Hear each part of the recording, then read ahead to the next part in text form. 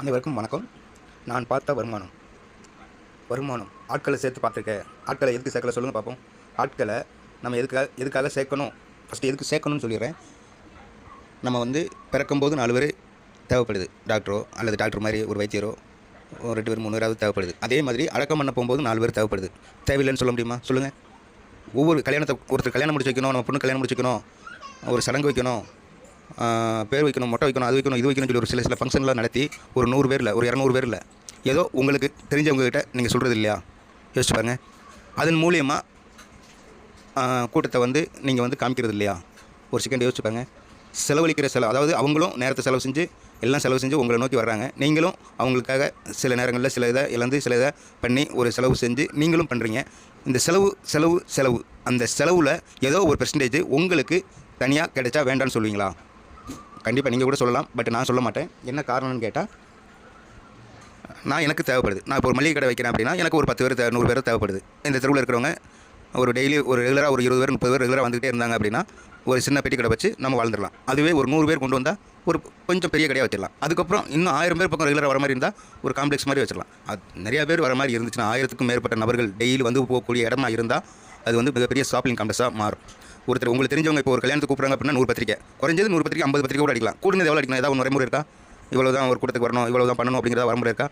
அதே மாதிரி தாங்க இது வந்து ஒரு மிகப்பெரிய பிஸ்னஸ். இது பிஸ்னஸாக புரிஞ்சுக்கிட்டு பிஸ்னஸ் மைண்டில் இதை வந்து உள்ளே வந்து பார்த்தீங்கன்னா உங்களுக்கே தெரிய வரும். இது தெரியாமல் தான் இந்த படம் நல்லா இருக்குது, அந்த கேசரி நல்லா இருக்குது, அந்த இடத்துக்கு பண்ண அது நல்லா இருந்துச்சு, இது நல்லா இல்லை, இது காரி துப்புற மாதிரி இருக்குது, ஏதோ ஒரு ரிசல்ட்டை வந்து நம்ம தெரிஞ்சவங்ககிட்ட சொல்லிகிட்டு இருக்கோம். அதன் மூலியமாக அவங்களுக்கு ப்ரொமோட் பண்ணி கொடுத்துட்ருக்கோம். ஓகேங்களா? இப்போ நம்ம காசு போட்டு நம்ம வந்து டிவி வாங்கி வச்சிருக்கோம். ஆனால் நம்ம டிவியில் அவன் வந்து ஒளிபரப்பு பண்ணிட்டு நம்மகிட்ட காசு வாங்கிட்டு போயிடறான். ஆக மொத்தம் நம்ம டிவி எதுக்கு? பொழுதுபோக்குறதுக்காக. இன்றைக்கி அதுவே ஒரு மிகப்பெரிய அத்தியாவசியமான பொருட்கள் ஆகிப்போச்சு. டிவி இல்லாத வீடு கிடையாது. டிவியும் வச்சாச்சு. அதுக்கு ஒரு நாள் செலவு கரண்ட் பில்லிருந்து எல்லாத்தையும் பார்த்தீங்க அப்படின்னா குறைஞ்சது 10 ரூபாயிலிருந்து 15 ரூபா வரைக்கும் நீங்கள் தனியாக எடுத்து வச்சே ஆகணும். குறைஞ்சது 10 ரூபாயாவது எடுத்து வச்சாகணும். ஓகேங்களா? இன்றைக்கெலாம் பார்த்தீங்கன்னா 230 ரூபா 210 ரூபா 240 ரூபா இந்த ஜி தமிழ் பார்க்கணும்னா எக்ஸ்ட்ரா காசு கொடுக்கணும் அப்படின்னு சொல்லி வாங்குறாங்க. அந்த ஒரு விஷயத்துக்காக மட்டும் சொல்லவில்லை. அடுத்து நம்ம வந்து மேனுஃபேக்சரிங் பண்ணி நிறையா பொருள் 87 பொருளுக்கு மேலே வச்சுருக்கோம். அவங்கவுங்க காலையில் எந்திரிச்சு நைட்டு தூங்குற வரைக்கும் என்னென்ன பொருள் தேவைப்படுது அது வந்து நீங்கள் இல்லை எப்படி அவங்க தேவைப்படும், எப்படி அந்த பொருள் ஏதோ ஒரு இடத்துல வாங்குறாங்க. அது வந்து உங்களுக்கு கீழே இணைஞ்சு நம்ம கடையில் வந்து வாங்கினாங்க அப்படின்னா அது மூலிமா உங்களுக்கு வருமானம் வந்துச்சுன்னா டெய்லி ஒரு 20 பேர் ஆளுக்கு ₹1.50 வருமானம் வந்துச்சுன்னா வேண்டாம்னு சொல்லுவீங்களா? 50 பேர் வச்சுருந்தீங்க அப்படின்னா 150 ரூபா வரும். 200 பேர் வச்சுருந்தீங்க அப்படின்னா 100 பேர் வச்சுருந்தீங்கன்னா 150 ரூபா வரும். 200 பேர் வச்சுருந்தீங்கன்னா 300 பேர் வச்சுருந்தீங்கன்னா ஏங்க 1000 பேர் வச்சுருந்தா ஒவ்வொருத்தர் தலையிலேருந்து ஒரு ₹1.50 உங்களுக்கு யாருக்கோ ஒருத்தர் வந்து போகத்தானே செய்யுது. இப்போ ஒரு ட்ரெஸ் எடுக்கிறாங்க, ஒரு இடத்துல சாப்பிட போகிறாங்க, ஏதோ ஒரு இடத்துல செலவழிக்கிறாங்க. அந்த செலவுலேருந்து உங்களுக்கு ஒரு வருமானம் ₹1.50 100க்கு வருமானம் வந்துச்சு அப்படின்னா இது வந்து மிகப்பெரிய பிஸ்னஸ். அதை மட்டும் தெரிஞ்சுக்கோங்க, நல்லா புரிஞ்சுக்கோங்க. புரிஞ்சுக்கிட்டு மிக சிறப்பாக பண்ணுங்கள். இது வந்து ஒரு தொழில் வாய்ப்பு. இது எடுத்துக்கிட்டவங்க நல்லா பண்ணியிருக்காங்க. இதை கேள்வி கிண்டலுமா பேசிக்கிட்டு நிற்கிறவங்க நின்றுக்கிட்டே இருக்கட்டும். அவங்களுக்கு எப்போ புரியுதோ அப்போ வரட்டும்.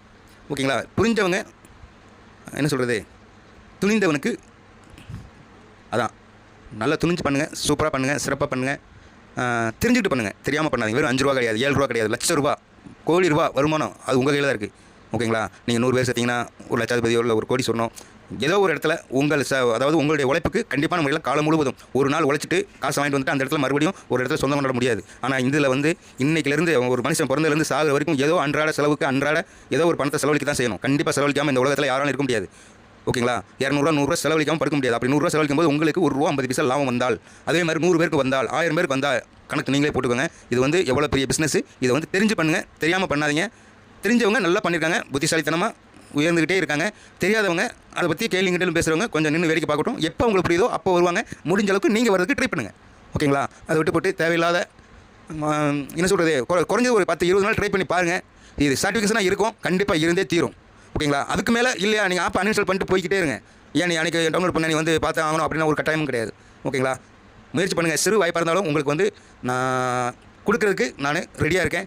அதை வந்து சிறப்பாக எடுத்துக்கிறதும் சீரியஸாக எடுத்துக்கிறதும் இல்லை குப்பையில் கொண்டு போகிறதும் உங்கள் கையில் தான் இருக்குது. நீங்கள் வந்து எவ்வளோக்கு அளவு ஏதோ ஒரு வாய்ப்பு ஏதோ ஒரு நேரத்தில் வரும். அதை வாய்ப்பை தவற விட்டுறாதீங்க. ஓகேங்க சார், ரொம்ப நன்றி. கேலிங் கிண்டலும் வேண்டாம் நினைக்கிறேன். ஓகேங்க சார், ரொம்ப நன்றிங்க சார். இது வரைக்கும் நான் பார்த்த வருமானம் கிட்டத்தட்ட 11 லட்ச ரூபாய்க்கு வரைக்கும் பார்த்துருக்கேன். ஓகேங்களா? கமிஷன் வேலைட்டில் கேஸ் வேலைட்டில் உள்ளே போய் பார்த்தீங்க அப்படின்னா இதுலேயும் பல லட்ச ரூபா வரைக்கும் பார்த்துருக்கேன். ஓகேங்களா? ஒவ்வொரு நாளும் ஒவ்வொரு விதத்தில் நான் வந்து இந்த இதில் வருமானம் எடுத்துக்கிட்டு தான் இருக்கேன். இதை வந்து நல்லா பண்ணுறவங்களுக்கு நல்லா பண்ணுங்கள், சிறப்பாக பண்ணுங்கள். சிறப்பாக பண்ணுற அனைவருக்கும் என் மனமார்ந்த நல்வாழ்த்துக்கள்.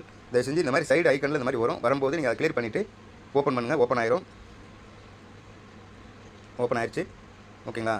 இதில் வந்து கமிஷன், இந்த ப்ராடக்ட் கமிஷன் இருக்கு இல்லையா, அந்த ப்ராடக்ட் கமிஷனில் இன்றைக்கு வரைக்கும் நான் ஒரு 360 ரூபா இந்த கம்பெனியில் நான் செலுத்தி அதன் மூலிமா பல லட்ச ரூபா பெற்றிருக்கேன். இது வந்து கமிஷன் வேலையில், அதாவது ஒருத்தர் வந்து வாங்கினார் அப்படின்னா ஒரு 50 ரூபாய் பொருள் வாங்கியிருக்காரு, 50 ரூபாய்க்கு 60 ரூபாய்க்கு வாங்கியிருக்காரு.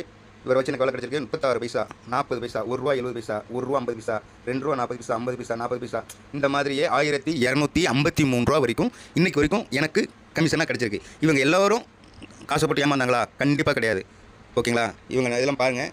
இதில் வந்து 75 பைசா, 37 பைசா, 83 பைசா, 40 பைசா, ₹2 37 பைசா, ₹7 35 பைசா, அதாவது அவங்கவுங்க தேவைக்கு 50 ரூபாயிலிருந்து 1000 ரூபா எவ்வளோ பர்ச்சேஸ் பண்ணாலும் உங்களுக்கு ஒரு சிறு கமிஷன் தொகை கண்டிப்பாக வரும்.